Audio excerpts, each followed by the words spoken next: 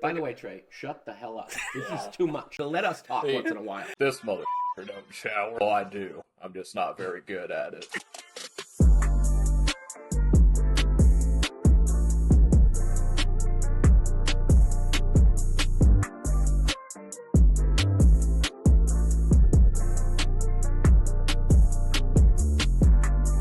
He was not sold on coming here at first.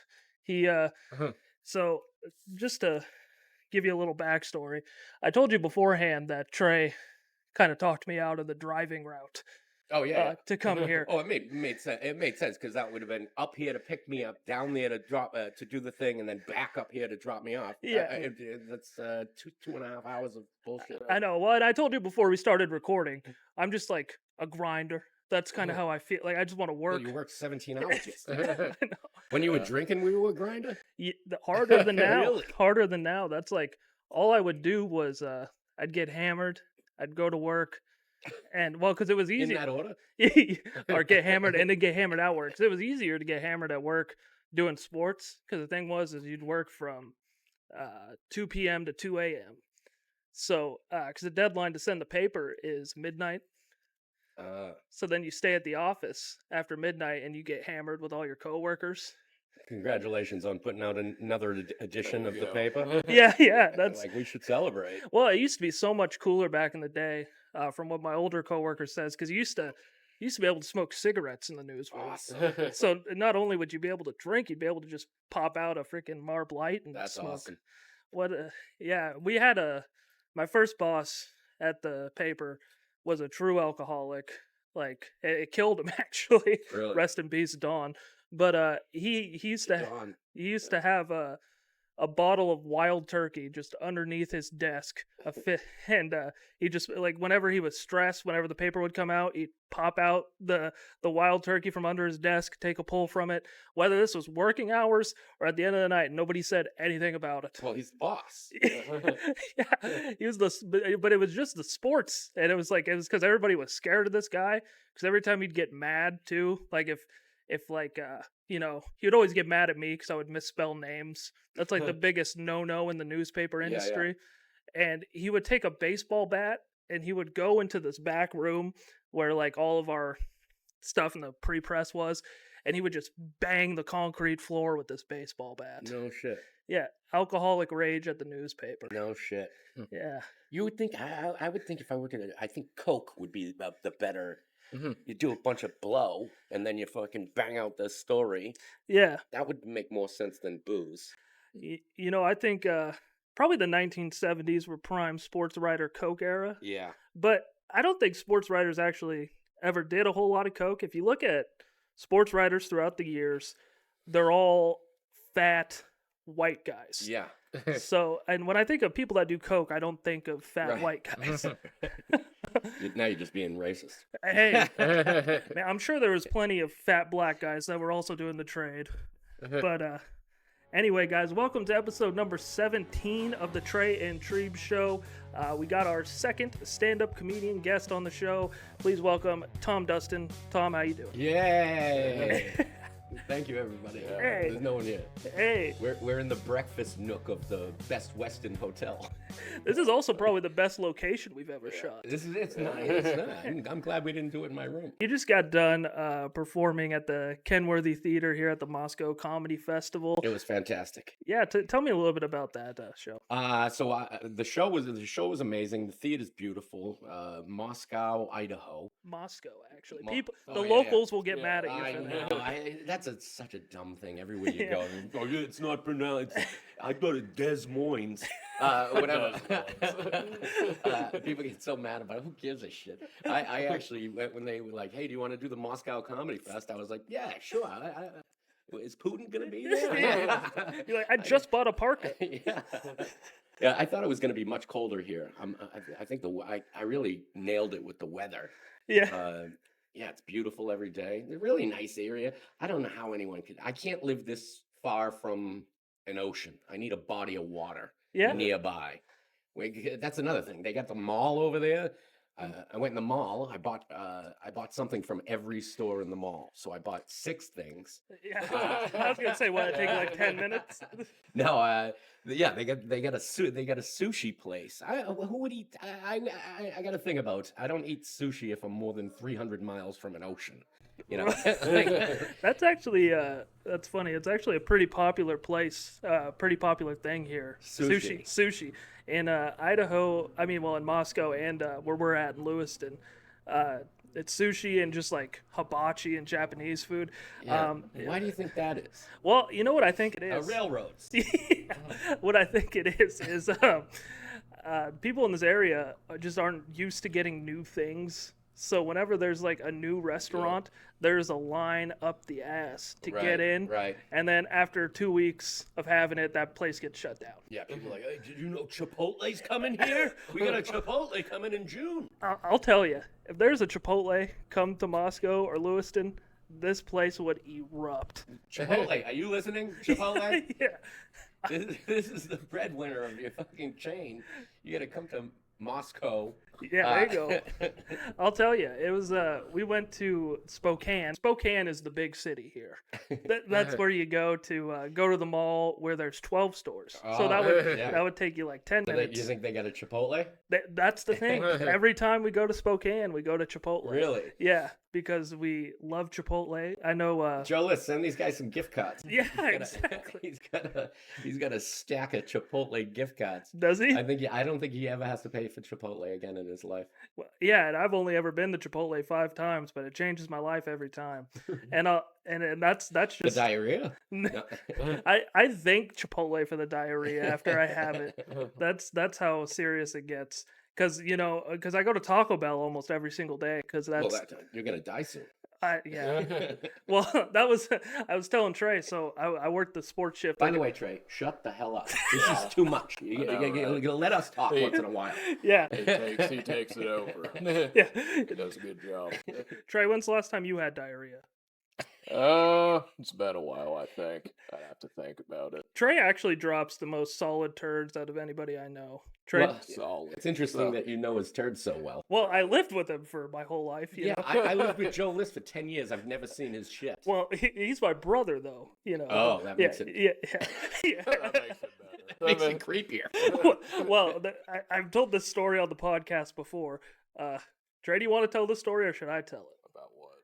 The snake. No.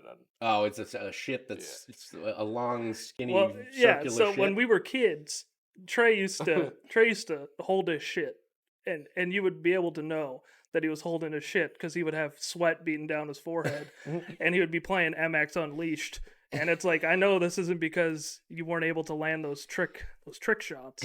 And then he'd go in there, blow up the bathroom, and my parents would be sleeping, and he'd just go, "Mom, I clogged the toilet." And then our dad would have to go out to the garage and get the snake and unclog the toilet. Oh my god! Yeah. What, do you not own a plunger? This was serious shit business. A plunger would laugh at the sight of Trey's shit. How do we even get on this topic? I was just gonna say the same thing. Are we gonna talk about deuces for the whole fucking thing? Well, we had the one other comedian we had. He was like, "Yeah, I don't really like talking about pubes and all that much," but then we find a way to fit it in this one too. So, well, the thing was with him, he gave like shout out to Brennan Tassif. We talked more about like comedy and how to get started in comedy, and then at the end we threw in some pubes and shit. And he's like, "Oh, come on, guys, new topic." So shout out to you for being down with the pubes and the shit. That's what the people come to the Tray and Treeb show for. But let's go back to Trey for a little bit. Like I said, he was a little skeptical about coming here because of the driving situation. But like I said, I was like, I'll pick him up, take him down. But when you sent me the text, you said you don't have a car. And before we get into that, I'm curious, is that you don't have a license situation for DUIs, or is that because you're just on tour? I live in Key West. I live in Key West, Florida. It's a 2-by-4 mile island. Yeah. Yeah, you don't need a car. Oh, okay. So I ride a bicycle everywhere.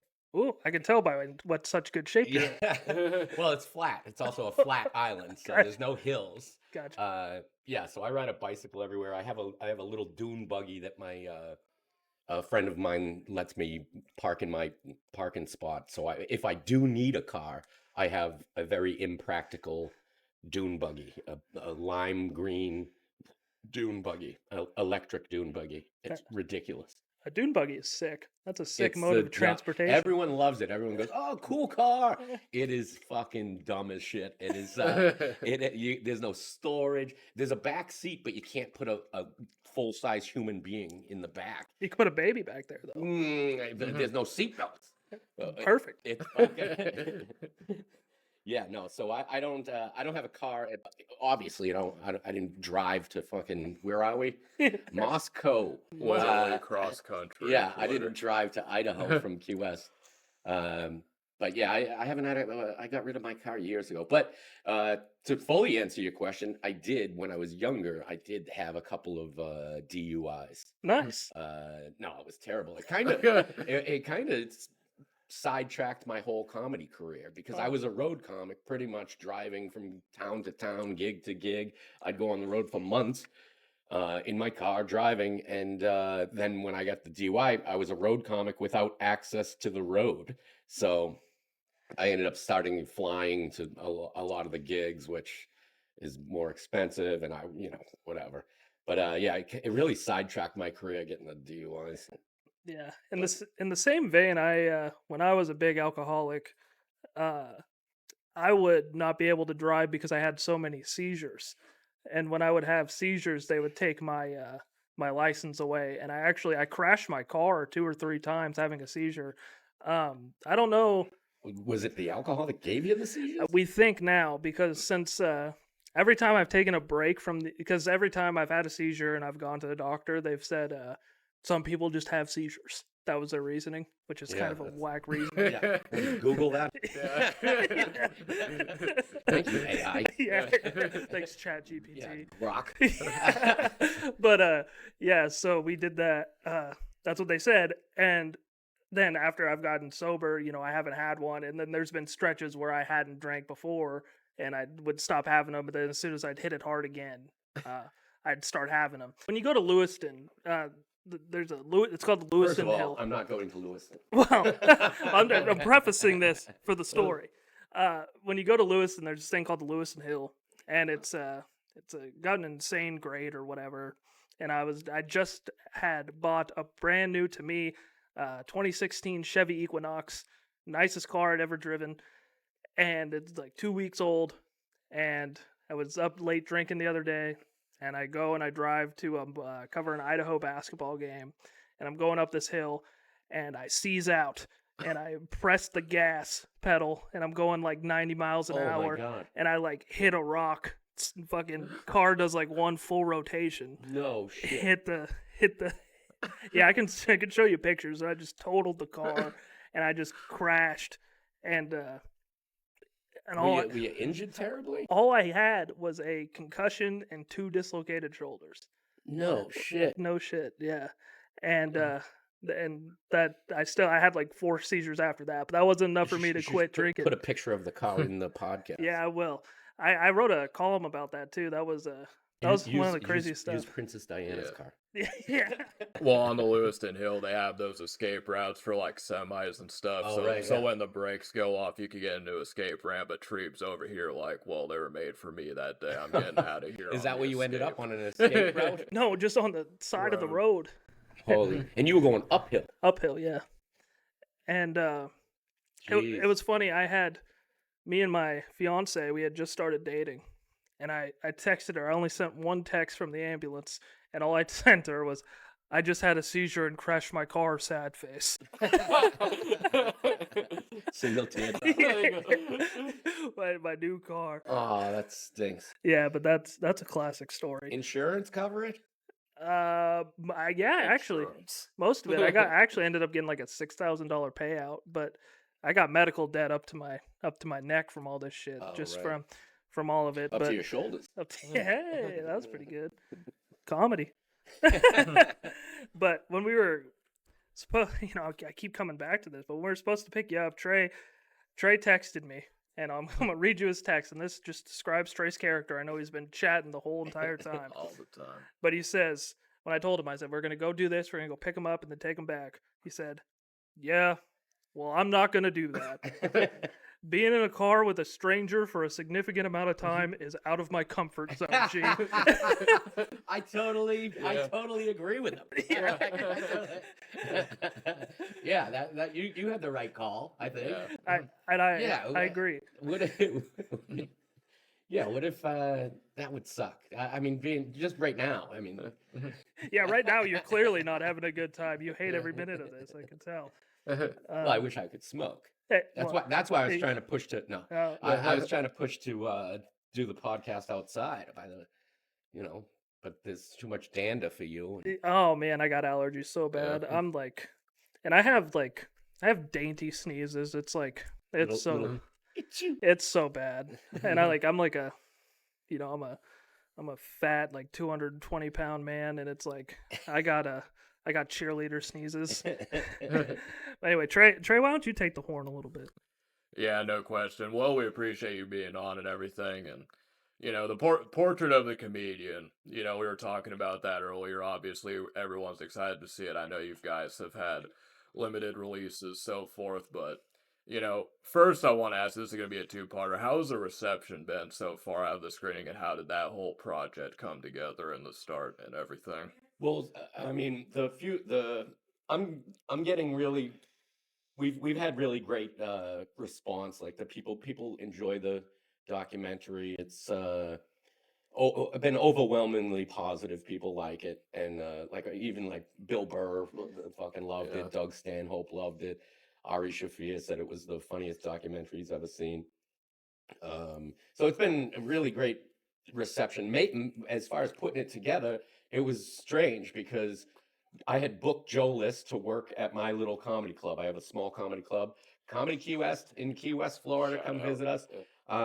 So I have a small comedy club, and we get really great acts to go because I've been in the business a long time. I got a lot of friends, and they, plus it's a nice place to visit. But so I had booked Joe List to headline the club, and he called me and said, "Hey, I'm gonna I want to shoot a documentary while I'm in Key West. Is that all right? Can I bring a documentary crew?" And I was like, "Yeah, whatever you want. I don't know." So when he showed up, and he brought, I forgot that he was bringing 3 guys to shoot a documentary. I was like, "Oh, right, you're doing a documentary." I go, "What's it about?" And he goes, "It's about you fucking idiot." And so I was blown away with just the fact that he thought I'd be a decent subject for a documentary. So I've been overwhelmed with the whole thing. I think looking back on it, I wish I don't know. It's more revealing than I think I wanted to reveal. Like that's why I think people like it, is because it's really honest. I wish I had held back some stuff. Like I talked about my family a lot, mental health, alcoholism, blah blah blah. But overall, it's funny. It's a really there's a ton of stand up in the documentary because we shot it over the course of 4 days in Key West, and we shot a lot of the shows. He got a lot of old footage of him and I starting out in comedy. And so just I didn't expect that that's what it was. So it kind of was a surprise to me when he showed up in a fucking film crew and was like, "Hey, we're making a movie." But yeah, I don't know. Yeah. So after doing this documentary, is that something that you look at going forward? Maybe get involved in more documentaries and like filmmaking and that sort of thing? No, I mean, no, definitely not. And I don't do anything with filming or documentary. That's Joe has always, even when we were young, starting out comedians, he's a film buff and he's passionate about movies and music and all things. So I think his intention is to be a filmmaker, in addition to being one of the best comedians in the world. I think he wants to be a filmmaker, and he's made He made a movie called 4th of July with Louis C.K. Good flick. Yeah. that got Yeah. mixed reviews. And then he's been doing a lot of short film, and he's a good actor too. But yeah, I have no interest or idea of Yeah. making any movies or anything. I don't know what I'm doing tomorrow. You're more of the star than. And people say that people are like, oh, you're the star of a documentary. There's no such thing. I'm the subject. I was There the we go. subject of a documentary, and people are like, oh, yeah, you're gonna become famous because of this. Which I always answer, name me one person that was the subject of a documentary that became famous because of the documentary. And here's the qualifier: Mhm. who is not dead or in jail. Hmm. Because everyone that was the subject of a documentary that got famous because of it is dead or in jail. Tiger King, jail. Fucking Morgan Spurlock, dead. Grizzly man. I was trying while you were listing those off. I was trying to think of an example. I couldn't think No, of it. I think it's pretty good. It's pretty locked up where if you're the subject of a documentary, you don't get famous, and if you do get famous, you're dead or in jail. You mentioned talking about things that maybe you wish you held back a little bit. Talking about your family and got emotional and things like that. What do you think kind of brought that out of you in the moment? Like where Booze. is that what it was? Yeah, Yeah. booze. I can start crying right now because I'm hungover. I Yeah. drank way too much last night. And yeah, booze is booze. It brings out the emotion, I guess. Yeah. I don't know. I try to bottle everything up, and then a couple of drinks in, I'm like, oh, my fucking dad never loved me. No, that's not true. He loves me. Yeah. So when you forgot about the documentary and Joe came to you with this at the moment, were you a little? Did you kind of know what it was going to be about at the time? No, I didn't know, and Joe didn't know what it was going to be about either. Yeah. I think the original idea was, I think it was Martin Scorsese. I think he did an old documentary. I think it's called Some boy, right? American Boy or Yeah. something like that. I think it's called American Boy. It was and List had sent me a clip of that, the American Boy documentary. And I think he had kind of wanted it to be like that, just me and him telling stories about, being fucking idiots. Yeah. And I think while we were shooting it, it kind of became something different. It became more of a story of our friendship and our different paths in comedy and sobriety and alcoholism, depression, but mostly comedy. Yeah. It's really funny, like that. I think the movie's really funny, but it does have enough heart and honesty and emotion that people seem to like it. Yeah. Oh, sorry to cut you off, but this will be a good question, not only but just for the whole people in general. Like when you look at comedians that have done movies, I think for me the best example, my favorite would be Bill Burr in King of Staten Island. I really like that one a lot. But who are some comedians that you would say transferred to good actors? Do you think that they generally do transfer to be good actors, or is it kind of a different beast? I think it depends on the comic. Like Richard Jeni was an incredible comedian and incredible actor, and I mean Steve Martin. There's a million guys. Louis C.K. There's a million guys that can act as well as doing comedy. But I forgot what the fucking question was. Other comedians that turned into good actors. T.J. Miller, I guess. Oh, that's a good one. He's in one of my favorite shows, Silicon Valley. Yeah. I actually, one of the other guys on that show, a guy named Henry Phillips. Have you ever heard Henry Phillips? No. He's a really funny comic and a great guitarist. So he incorporates music into his comedy and stuff. He's coming to do my comedy club in September, and if you remember Silicon Valley, his recurring character was the guy, the IT guy that worked in the server room. He was like weird. Oh God, what was his name? He was just he was like in the long-haired guy. Yeah. Yeah, he that's his character in the show. I love that show, by the way. It's one of my favorites of all time. It It's was so really smart, good. and it's like it's one of those shows that portray nerds in like a real way. Yeah. It's not like The Big Bang Theory where like it's Right. like bazinga. Yeah. You know. Um so yeah, you mentioned too you did like I think in the We Might Be Drunk podcast you said you'd have like 20 minutes of stand up in the doc. Are you still doing that work, or have you had to switch up your act a little bit? I still use well, some of the stand up that they used in the thing is old bits, Gotcha. so they're like I haven't done them in years. But some of them I still polish off once in a while. Last night at the theater, Mhm. I kind of had my brain froze up and I kind of forgot where I was in my act, so I just dusted off an old bit that I knew would work. Even though it's kind of it feels like cheating, Yeah, but I'm not famous. It's not like any of my materials really out on the internet or whatever. that's true. I don't have a ton of material on the internet, which is stupid. But so I could do a bit from 20 years ago, and no one knows that it's fucking because no one's ever seen me.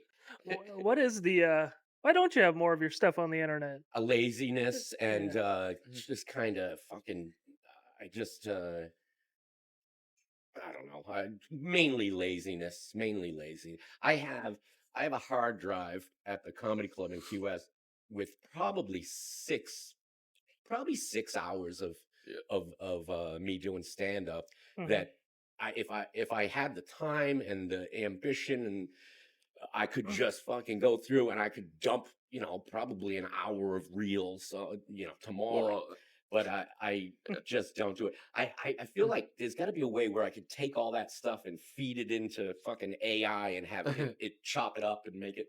yeah. I don't know how to do any of that. I had another question because you talk about doing online, and with this new age of comedy, being a little bit older comedian, no offense, of course, but so when you look at these young bucks that are doing comedians, they don't necessarily have to do the old route of going to New York or Las Vegas and kind of grinding up that way. You can, and really with anything, music, you name it. So when you look at someone that's able to do comedy online, are you kind of envious that they don't really have to go through the mud like how it used to be back in the day, or how do you view that? I don't know that I'm envious of it. It's just a different thing now. I Yeah. mean, I kind of came in on the end of where that's what it was, where you grind it out in clubs and Yeah. hopefully somebody will see you in New York or LA and you'll get management or you'll get a development deal to Yeah. write a TV show or you get whatever the fuck I don't know. You get on the Tonight Show or Comedy Yeah. Central or whatever, and nowadays it's funny to me because it used to be how funny is the comedian was the most Yeah. important thing. How good is Yeah. how good is the comedian? Now it seems like the important thing is how many clicks and likes Yeah. and subscribers, and that doesn't always mean that it's the funniest people. It's Mhm. just people that are good at internet marketing, I guess, can be famous now, even if they stink. There's some of these guys that fucking stink, and they're famous. Like I think the change for me when I noticed it, I'm working a gig in a casino in Connecticut. I was the opening act, and I go, "Who's the headliner?" And they go, "So and so." I forget who the name was. Yeah. And I go, "I've never heard of him." They go, "He's got 18 billion subscribers on YouTube." And I go, "What does he do?" And they go, "He reviews Burger Kings." What? That was his That was- whole, and he reviewed. That Yeah. was his thing. He reviewed this Whopper's good. This Whopper's not good. Whatever the fuck. He reviews it, and he filled the room, but he didn't have an act. Yeah. Like a lot of that stuff now. The guys that are getting famous on the internet, some of them aren't, or they clip it up so it looks like they're Yeah. funny or clever. The crowd work stuff, the comedian heckler destroys this guy, or whatever. It's all kind of fucking nonsense. Yeah. I like a well-written joke, something with thoughtfulness in it, and I like material more than I like a guy that's we have a nice shirt. What do you do for a living? Fuck you. But Yeah. I don't know. I like material, and I feel like the internet age of comedians has kind of made it so you can hide the fact that you're not that good of a comedian if with good editing, Yeah. you know, you can hide and still become famous or rich or whatever. Yeah, and you mentioned the followers, and that seems like a huge thing in comedy right now. I remember Sam Talent came on Kill Tony, it was like 6 months ago, and he basically just asked, like, can you guys follow me because this club won't have me unless I have 500,000 followers. Is that something you've experienced where they won't book you unless you have a certain amount of followers? Or Well, are you seen? Since I've moved to Key West and opened my own little comedy Makes club, sense. I don't go on the road. I really don't. Gotcha. Maybe once or twice a year I'll take a gig at a club I love or a festival or something like this. So I mainly stay in Florida, but I am noticing from my side of it where I'm booking acts at my club, management and even comics, when they send me, hey, I'd like to work at your club, that's what they send. They send, I got 4.3 million followers on this. I got 9 million likes on that. I got 6,000 subscribers on this. And then they won't send me a clip of their act. They Really? just send me their stats. Their analytics. They send me the analytics. And I was like, I'm not buying.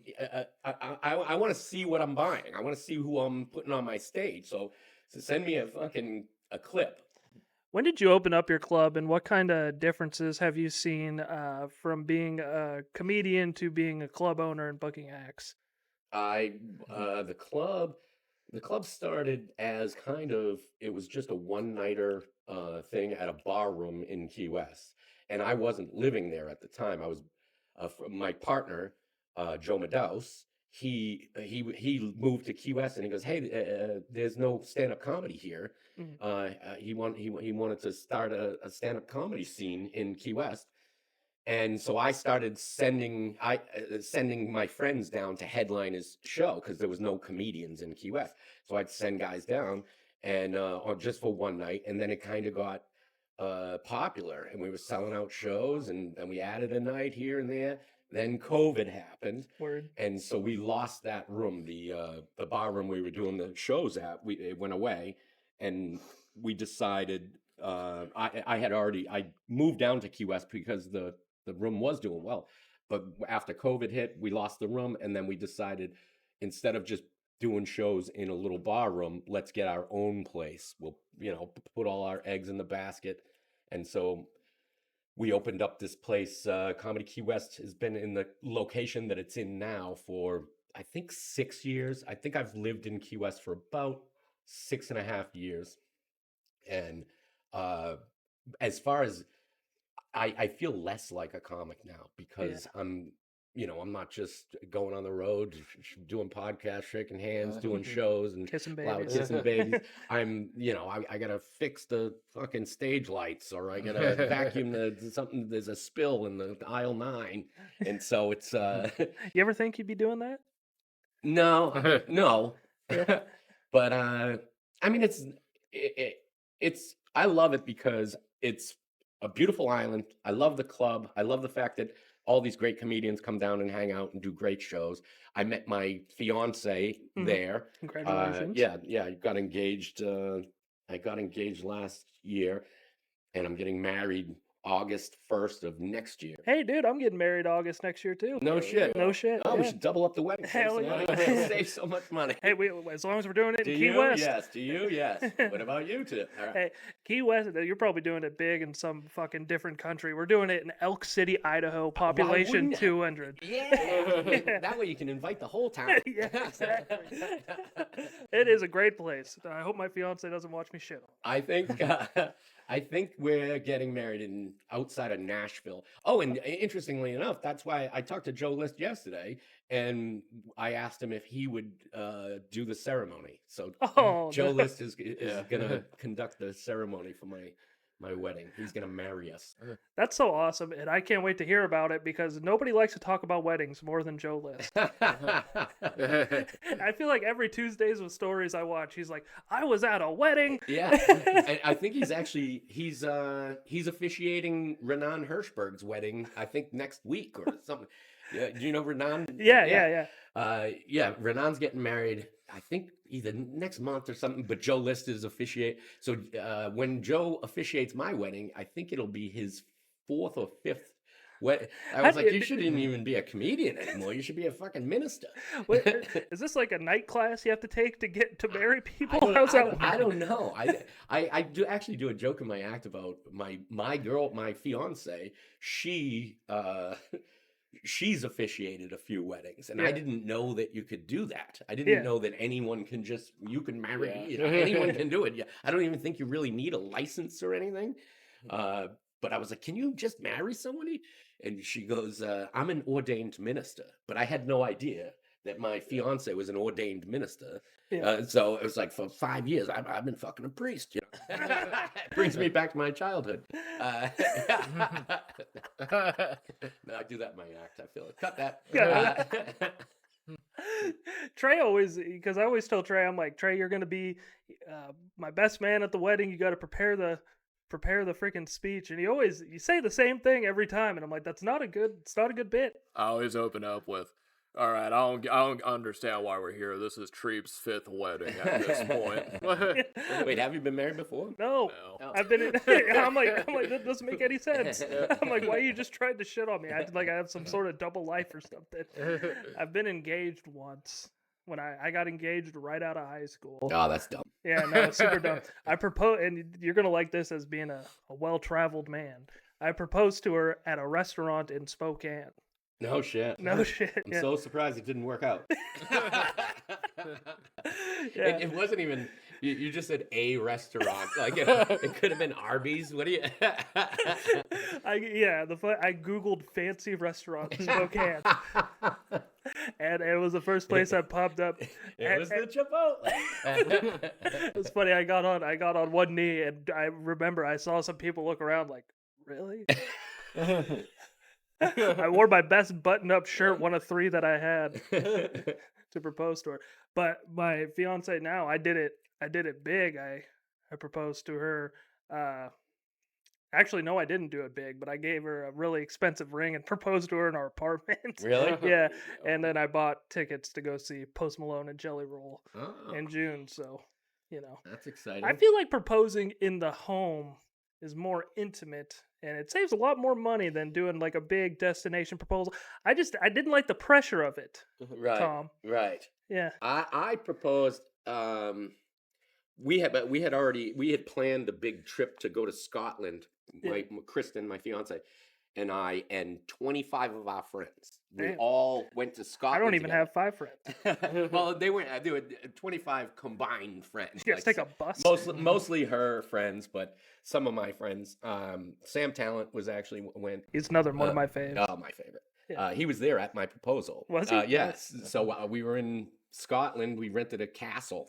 So 25 of us. A castle. Yeah. Holy shit. It was more of a manor.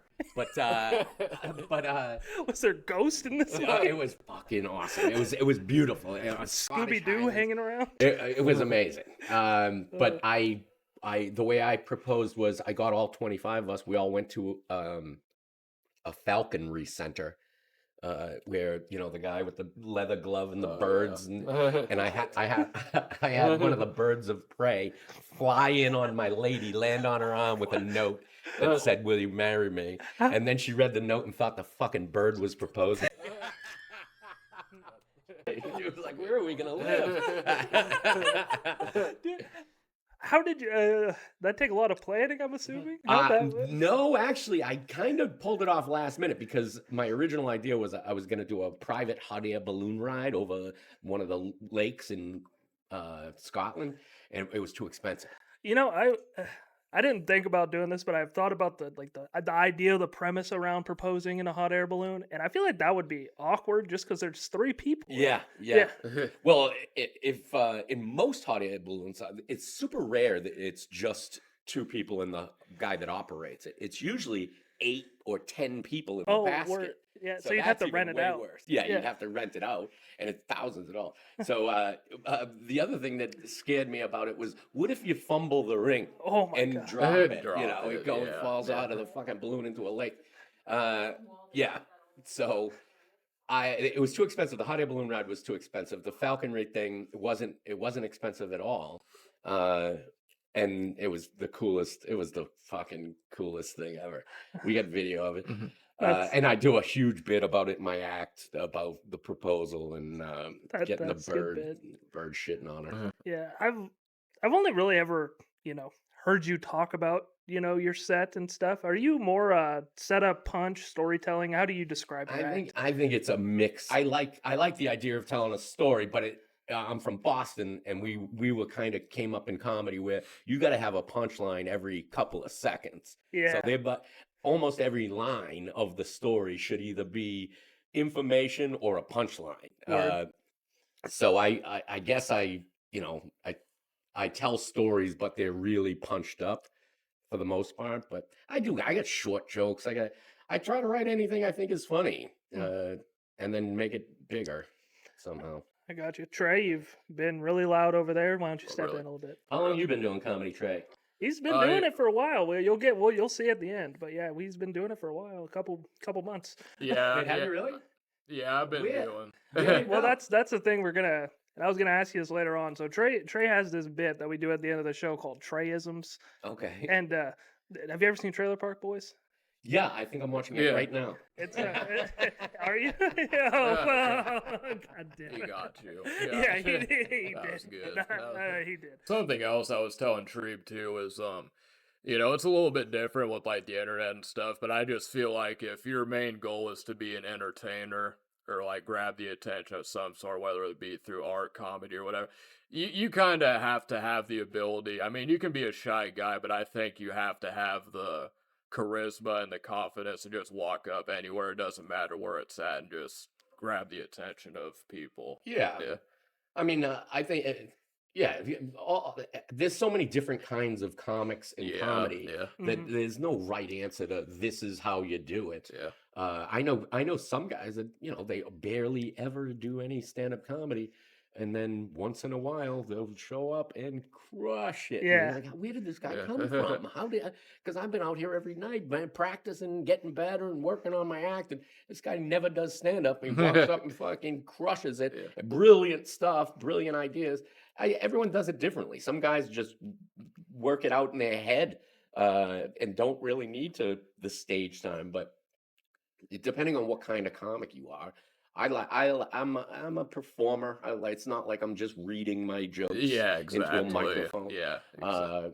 So That yeah. yeah, not to cut you off, but that actually has been a question. I don't think I got a chance to really ask this even last time, so I'm gonna ask you: Is there a thing like in the music industry, right? There's a lot of criticism and critique about people who have songwriters, and is that a thing in comedy that you know of that's pretty prevalent? Do comedians have people write their jokes for them, or is that kind of frowned upon? I mean, there's certain guys when you get huge, like Yeah. if you have to turn over a lot of material, like Ron White, I think buys jokes Mhm. Yeah. from comics, but it's because he's got to put out a new hour every. I don't know. I think it is kind of in comedy. I think it's frowned upon to have somebody else write jokes for you. I've sold jokes to guys, Yeah. but I think it's frowned upon to buy jokes or have writers. I think part of the thing is being a comic is you're the performer, you're the writer, you're the director, and you're the Yeah. producer. So to farm some of that out, I don't know. I think it is frowned upon. I know there are comics that do have other comics writing for them. I don't know, I think a common. I've heard it in the past where a situation where a manager or agent will be like, "Hey, we like you. We like Yeah. your look. We like Yeah. your voice.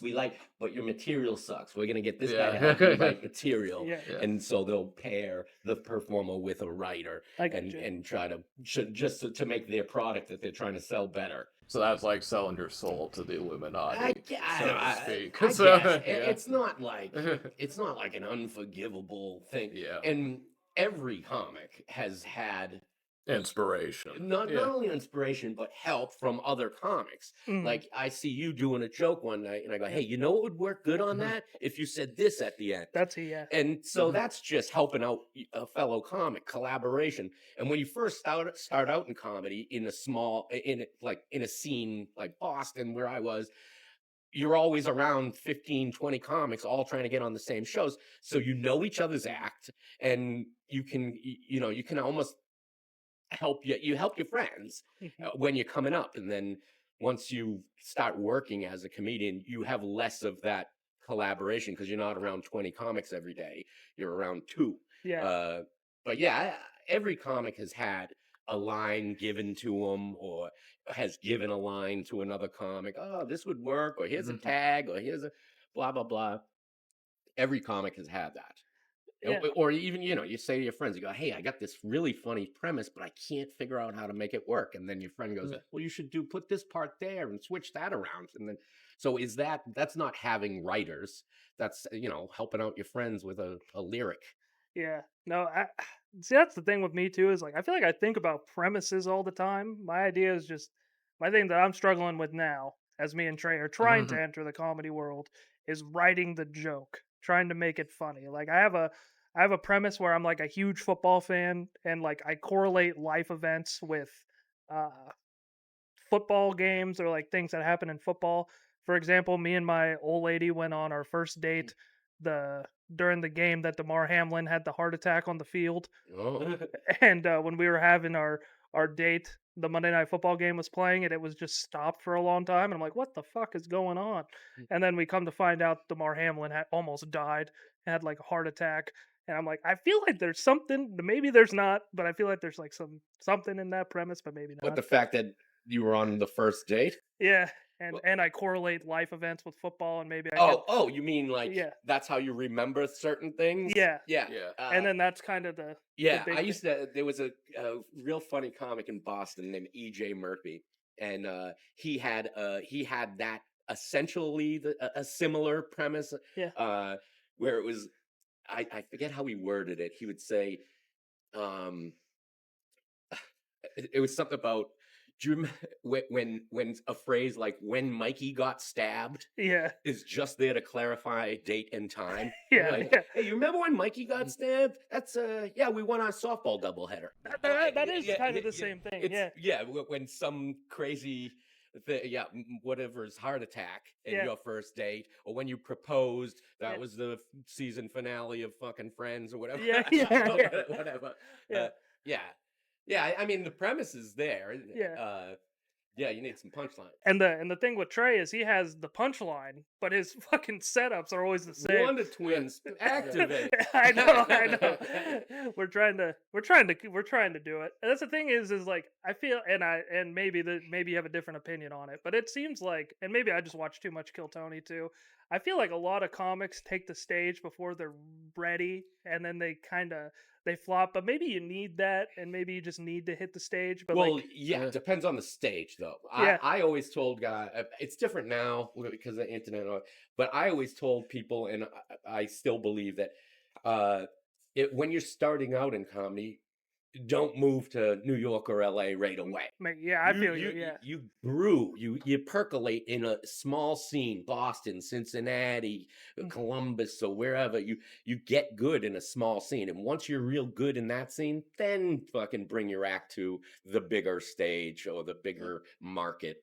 But again, I'm a fucking failure, so more than us. I should have moved to New York. That's really what the stupid documentary is about, is my regret in not moving to New York and working harder at comedy when Joe did.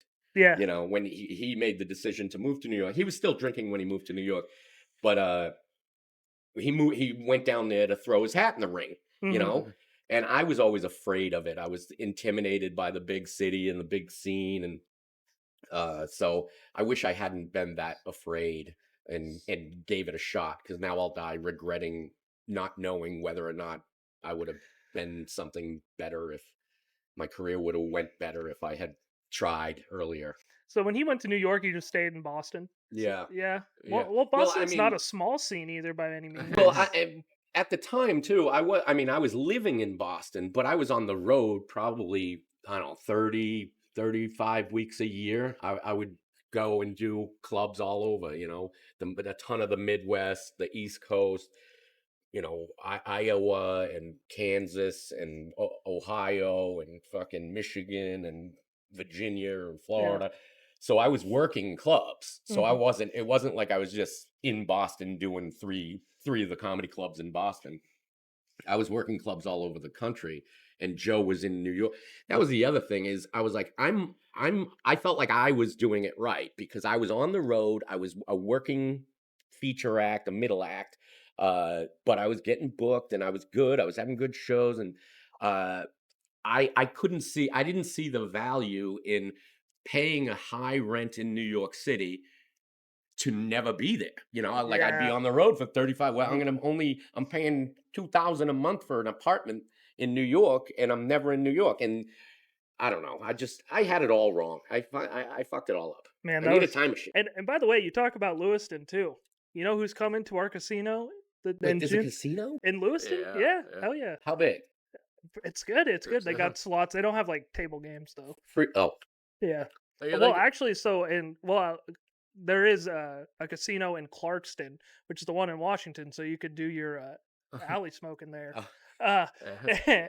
and they have table games, and it also has a bowling alley there called Lancer Lanes. yeah. Uh, That's every time I lose a couple $1,000 gambling, I want a bowl. What? What the fuck? Free shoes. They give you free shoes. yeah. No, but that's the only place you can play table games. But the guy who's coming to our casino with only the slot machines, our big casino, Ron White. No shit. No Yeah. shit. I love Ron White. Yeah, so we got a Hilarious. big get. We also got Nelly not that long ago. Oh. All the music acts that are at the tail end of their career come to Yeah. our casino. Yeah. Yeah. Yeah. It's like a cruise ship. A cruise ship that ran aground in They Idaho. they call Lewiston, no kidding, the Florida of the Northwest. That's hysterical. Yeah. Why? Because it's the oldest place in the Ah. country. Oh, That's- the So yeah, we have this they're not having a lot of babies. no, and it's all old people. It's a retirement But town. people move from places like this. Like I imagine, like if you grow up here, you want to move anywhere. yeah. Well, and that's the thing is like if you don't move out of here by the time you're like 22, you're stuck. Right. Yeah. And that's You're working at Rite Aid. our Rite Aid is that's when you say our Rite Aid. That one's closing. And so is ours. Oh, Yeah. no shit. I think it's like a national closure. Poor Rite Aid. Yeah. Poor everybody that's gonna have to switch their pharmacies. All the old people are definitely calling Yeah. Rite Aid. Like, what the fuck? Yeah. Getting rid of all of our stuff. Why do we even have a pharmacy? Why doesn't fucking Amazon deliver heart medication or whatever? Yeah. You would think that would be like next up, wouldn't it? Yeah. There's a bit in there, isn't there? Yeah. Yeah. Got my Viagra via drone. Well, and you'd have to get your Viagra in discreet packaging. Right. Yeah. Not the same Amazon Blue. It's the blue. Whatever. I don't know what the fuck I'm talking about. That would be the Viagra. It'd be Amazon Blue. But yeah, I just got maybe two more quick stand-up questions, and then we can get to the final part The of the show. Trayisms. The Trayisms, yeah, It's the main event. the main event. I'm gonna go snake a toilet. Yeah. Callback, comedy. When you started comedy, comedians often talk about like their group that they were with. Yeah. Who was like your group that you came up with? And That's notable. yeah, either notable or not notable. You Well- can talk about guys that you kind of had a good relationship with, and what was it kind of like starting up? Like, were you barking often? Like, how was the come up for you? Well, the group was me and Joe List were pretty tight, Yeah. inseparable, really. Yeah, Guy named EJ Murphy was one of our gang. A guy named Mike Whitman, all hilarious comics. Some of them just, either faded away or I don't know, had different ambitions. Me, Joe List. Soder in that group. So Soder was. I met Soder after I'd been doing stand up for maybe 4 or 5 years. Mhm. When Joe moved to New York, he met Dan Soder, and then we all became friends. And he's hilarious and fucking wonderful dude. But yeah. So, but as far as when I first started, it was Joe List. There's a guy named Mike Kaplan. He's done a couple of things. Who else was? I'm trying to think who our group that. I mean the we call it like the class above us was like Gary Goldman Yeah. and so they and Bobby Kelly and yeah, those Dude. guys those dude Dude. you know what so they had done stand up ahead of us. I'm trying to think of who of our group is Soder, Normand, List, me, damn it. Do you think that's still around? Like the because I hear you guys talk about it in podcasts. You always call it like your class. the class? Yeah. Do you think that still happens in clubs? I don't. I don't feel like the camaraderie that we had is the same now. But again, I don't know because I'm Yeah. not in that level of my career anymore. But I really loved it when it's just I like the fact that we were all unknowns. Yeah. We were all there for one reason, to try to fucking be as funny as we could. And it didn't matter. Money didn't matter. Nothing mattered. It was how funny can you be? Mhm. And yeah, I don't know if that same camaraderie exists now. I think again with the internet shit, it's like people are measuring your where you're at by a different metric now. Instead of how this is the funniest guy on fucking earth, they go, this guy's got 18 million fucking Exactly. likes on Instagrams. On Instagrams. Most old man thing I've heard you say on this podcast. He's got 40 million MySpace followers. And then finally, I just I'm always interested in this with comedians. What did you consider was I guess your big break, or what when you went on tour? How did that happen, and what was your biggest bomb? My big big break and big bomb. Big break, big bomb. So I won a contest in Canada years and years ago called the Great Canadian Laugh Off. Yeah. And I was the first and only American to ever win it. Oh. And I won $25,000 Canadian. Canadian. I bought this shirt. Yeah, so that was big, but I had already been working on the road as a comedian when I won that. I was middling for the Funny Bone chain Mhm. of clubs, and I was opening, for pretty big acts. So, What was some of the big ones you opened for? well, I was kind of pigeonholed a lot of times into. I always opened for the big urban acts, black guys. Gotcha. I was because a lot of the bigger name black acts that I would work with, they kind of wanted a white opener just because sometimes there's crossover in material. If if you got a black guy opening for another black guy, some of them will have some crossover. I hear I you. think whether it's real or non-existent, sometimes they would want a white guy on the show. I loved it. Because I always felt like black audiences, if you get 300 black people in a room, I'm the only white guy in there. Yeah. It almost I liked it because black audiences are more honest. I Yeah. think they're more honest. If they don't like what you're doing, they don't fucking mind telling you, Yeah. A white audience will sit you out with hatred and wait and be quiet. Black audience, they'll pull out 300 people, pull out keys and start jingling them at you. They What- make the siren noise from the Apollo. Woo! White people will wait till after the show to give you their money. I didn't really care for you. Yeah. I think you could have, whatever. No, black people would be like, man, you suck. Yeah. Well, yeah, that's what I hear. 'Cause- But I always, so I used to open a lot for Ari Spears. He used to be on Mad TV. He was in the movie Jerry Maguire. Eddie Griffin and Earthquake and Bruce and yeah. So I worked a lot with, but I was on the road doing stuff, mainly opening for mainly urban acts. But I think I never thought anything like I never thought, oh, like a white audience, you do this for a black audience and that funny is funny. If Yeah. you're funny, and that's I think why some of the black headliners that I was working with, that's why I think they liked me, was because I didn't change my act. If it Mhm. was an all white or all black audience, I'm doing my act. Yeah. And I think some guys had the tendency to, if they were working with, I think Ari Spears said it to me once. He goes, "Oh, what I like about you is you don't black it up for Code the switch. audience." I You think know? the kids Yeah. are calling it. You'll be like, "Yo, what up, everybody?" That Yeah. isn't me, you Yeah. know. And so I think some comics would do that, is kind of black it up or whatever that means. But I never did, because an audience is an audience. And if it's funny, it's funny. They're gonna laugh. But I always did feel like black audiences are a little more honest with if they don't like you, they'll let you know. And if they do, it's the same. You know, it's the same. They will let you know. Was that 25 grand the most money you ever had at the time? Yes. And how'd you spend that? It was stupidly. Yeah. I think I bought a shitty used car, and then I pissed the rest of away on booze and drugs and whatever. I don't think I didn't invest anything. I didn't buy anything significant, or I have nothing to show for it, is what I mean. Comedy. Comedy. Yeah. And then what about your biggest bomb?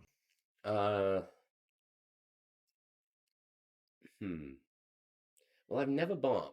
Yeah, that's what I figured. After meeting you, you have us laughing a minute. Shit.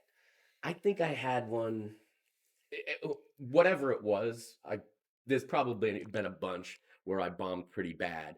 I think probably I don't remember exactly any of them, because the reason I probably bombed was I was fucking hammered. Feel you. Yeah. Okay, I got one. There we go. I forget who I was.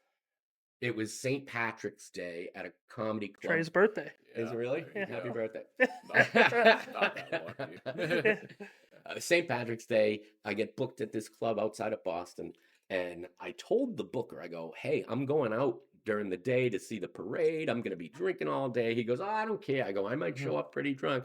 And he goes, "Yeah, whatever, you're funny." Well, so I showed up and I was hammered, and I ate such shit. I bombed so bad. I was so drunk. This is the part that stunk. I was so drunk that my mother had to drive me to the show. Oh my And then God. my mother stayed and wanted the show, and I fucking ate such a bag of balls. I bombed so bad. I said awful things. I think at one point I said something about coming on my mother's tip. I was just out of my mind, and my mother's there, and it was, and she's right there. and they banned me from the club for like a year or two. They were like, "Yeah, we can't use you at the club anymore." And I was like, "But I told the booker I was gonna be drunk. Yeah. I told him not to book me on St. Patrick's Day, and he did anyway." He said, but they banned me for like 2 years, and then I had to write a really nice apology email saying I had grown as a comedian. Oh my God. That's crazy. All right. Well, ladies and gentlemen, it's time for everybody's favorite moment of the show. Trayisms. And Trey, without further ado, the floor is yours. Let's see if you got any better setups He's this looking at time. the floor. Yeah. that means he's nervous. He'll look up and he'll come out. I bet you his first setup is, Trey, but this podcasting thing. Yeah, that's been done. All right, so I think I have to break down the premise for him, right? Yeah, dude. Yeah. So Trayism is basically you take a popular idiom. So, for example, a popular idiom would be, "I hate to be the bearer of bad news." I would turn around and I would mess it up and I would say, "I hate to be the barrier of bad news." Okay. Yeah. And you can Did you say barrier or barrier? Barrier. Like burying it into the ground? No, like an actual barrier. Like there's a barrier between me and you. Okay. Yeah. That's what I was asking. I Yeah. thought you said barrier of bad news. Like you're hiding Yeah. the bad news. and he's known to have at least one solid one, and the rest are kind of so-so, but his solid ones usually pop. Awesome. So Did you do it right into Yeah. the camera? he does That's how it. you should be doing Yeah, it. yeah, that's a good point. He does Do it right do into the straight to camera. All right. And Trayisms. Trayisms, Here you go. best part of the show. Let's hear it, Trey. All right, so if you have a problem with what I'm doing, okay, you need to speak now or forever hold your piss. Are we really doing this? Or- You know, you're saying that what I do is bad, but if I had to play devil's faucet here, Oh, come on, Trey. Devil's faucet? yeah. You're better than this, Trey. Yeah. I know you are. Come on. All right. The You know- devil's faucet, that's where the piss comes out. When you're forever holding There your you piss. go. Yeah, it's the same thing. The devil's faucet. It's the same idiom.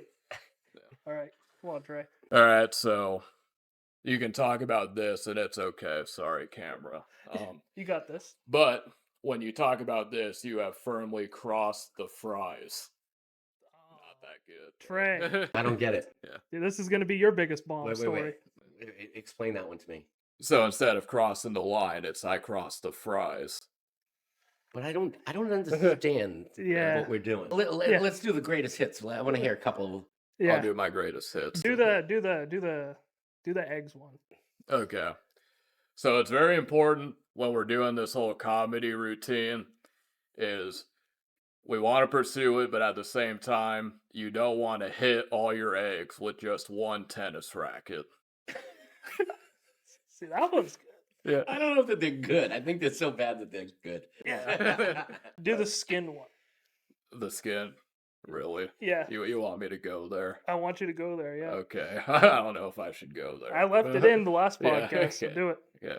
All right. There's not enough people around. You could do it. Okay. So Jesus. What is that an idiom of? Skin the cats.